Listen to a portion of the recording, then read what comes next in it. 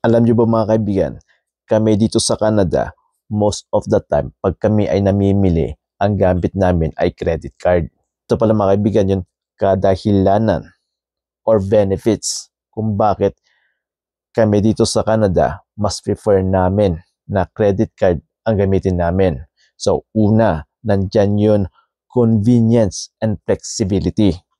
Mas convenient kasi sa amin mga kaibigan, pag gamit namin credit card, pag namimili kami, compare pag cash, lalo na pag namimili kami online. Hindi naman pwedeng cash ang gamitin mo doon, kundi credit card. Pangalawa, nandyan yung rewards at benefits. Ang ibig sabihin ng mga kaibigan, every time na ginagamit namin credit card namin sa pag-purchase sa groceries, may specific percentage kung magkano may babalik sa amin. Ganon din sa gasolina at pag kumakain kami sa restaurant.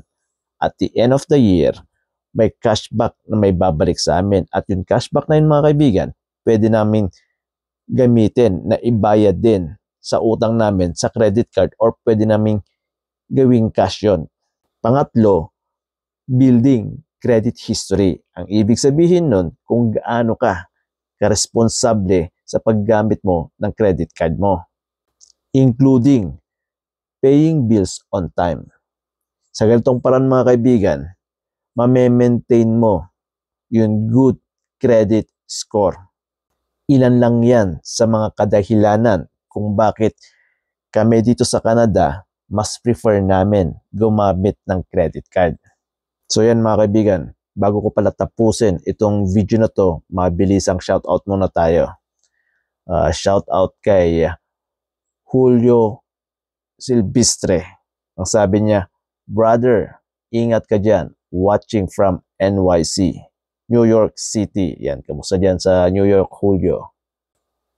Shoutout din kay Caroline Hidalgo Carion. Ang sabi niya, siya ngay met ading, shoutout na met hehe. Ayun, kamusta Caroline? Shoutout din kay MDX Pilayo. Sabi niya, idol, pa-shoutout kay Darrell Ayukil, aka Sadu, tunog hayop ng Pagdalagan Sur. Yan, kamusta ka dyan mga kaibigan? Shoutout din kay Alps Flores. At ang sabi niya, idol, pa-shoutout po, taga Jensan po.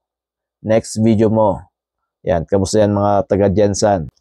Maraming salamat ulit sa mga viewers ko, followers ko, at syempre, hindi mawawala yung mga bashers na walang sawang sumusuporta sa aking channel.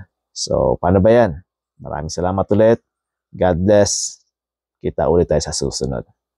Paalam!